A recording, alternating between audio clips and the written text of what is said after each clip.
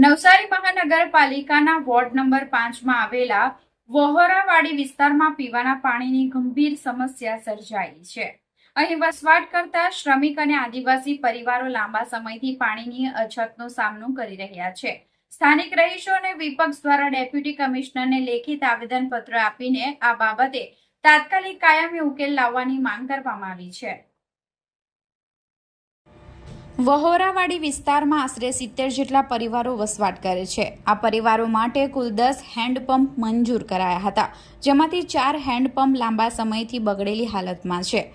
હાલમાં માત્ર 6 હેન્ડપંપ કાર્યરત હોવાથી વહેલી સવારથી જ પાણી ભરવા માટે સ્થાનિકોની લાંબી કતારો લાગી છે।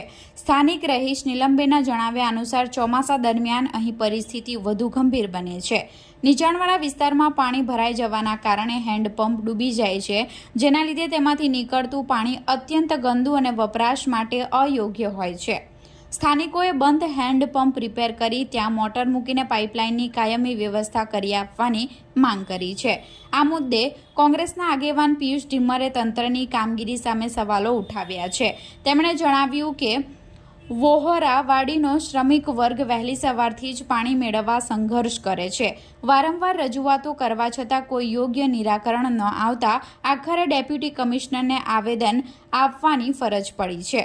કોંગ્રેસ આગેવાન પિયુષ ઢીમરે જણાવ્યું કે નવસારી મહાનગરપાલિકા 1283 કરોડ રૂપિયાનું મસ્ત મોટું બજેટ ધરાવતી હોવા છતાં આ ગરીબ અને આદિવાસી વિસ્તાર સાથે પક્ષપાત કેમ કરવામાં આવી રહ્યો છે।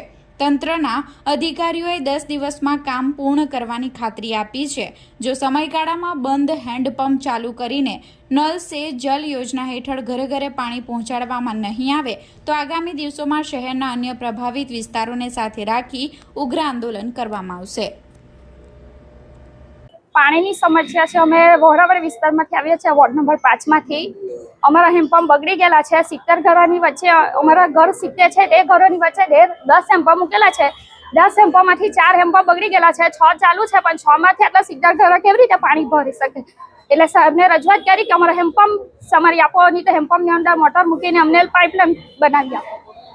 ચોમાસા દરમિયાન પાણી ભરાઈ જાય છે। ચોમાસામાં તો બહુ જ પાણી ભરાય છે। આખો ચોમાસામાં પાણી આવે એટલે હેન્ડપંપ જ ડૂબી જાય અંદર, કે હેન્ડપંપમાંથી પાણી નહીં નીકળે, અને જે પાણી નીકળે તો બી એકદમ ગંદુ નીકળે, એટલે વાપરવા કામ આવતું નથી। વોર્ડ નંબર 5ના વહોરાવાડી વિસ્તારમાં લગભગ 70 જેટલા આદિવાસી પરિવારો રહે છે। આ 70 પરિવારો પૈકી ત્યાં પાણી વિતરણ બાબતે માત્ર 10 હેન્ડપંપો છે, તેમાંથી પણ 4 હેન્ડપંપો હાલની તારીખમાં બંધ છે। 6 હેન્ડપંપોમાંથી આ જે શ્રમિક વર્ગ છે, જે ઘરકામ કરવાવાળો વર્ગ છે, છૂટક નોકરી કરવાવાળો વર્ગ છે, તે ત્યાં રહેતો હોય એટલે સવારથી જ કફોડી સ્થિતિમાં મુકાઈ જાય છે। વારંવાર અહીં લેખિત મૌખિક ફરિયાદો કરવા છતાં આજ દિન સુધી એનું કોઈ પણ નિરાકરણ ન આવતા હાલમાં ડેપ્યુટી કમિશનર સાહેબને એક લેખિત આવેદનપત્ર આપવામાં આવ્યું છે કે જે બંધ હેન્ડપંપો છે તે ચાલુ કરવામાં આવે, તેમજ ત્યાં એ લોકોને પાઇપલાઇન આપી નલ સે જલ યોજના હેઠળ એ લોકોને ઘરે ઘરે પાણી પહોંચતું થાય તે બાબતની સગવડતા આપવામાં આવે। આ 10 દિવસની સાહેબે ખાતરી તો આપી છે, પણ જો 10 દિવસમાં આ કામ પૂર્ણ નહીં કરવામાં આવે તો આગામી સમયમાં ઉગ્રથી ઉગ્ર આંદોલન પાણી બાબતે જે શહેરમાં મોટામાં મોટો પ્રશ્ન છે, બધા જ વિસ્તારોને ભેગા કરીને એક મોટું આંદોલન કરવામાં આવશે। એમાં કોઈ બેમત નથી। જ્યારે 1283 કરોડનું બજેટ નવસારી મહાનગરપાલિકા પ્રકાશિત કરતું હોય તો જે આદિવાસી વિસ્તાર છે, શ્રમિક વિસ્તાર છે, એમાં ઓરમાયું વર્તન કેમ, એ હાલમાં ચર્ચાનો વિષય બન્યો છે। વહોરાવાડી કાછિયાવાડી વિસ્તારના જે નાગરિકો છે તેમાં વોટર સપ્લાય જે સિસ્ટમ છે એમાં ડિસ્ટર્બન્સ આવેલું છે અને પૂરતા પ્રમાણમાં પાણી નથી મળતું તેવી રજૂઆત કરેલી છે।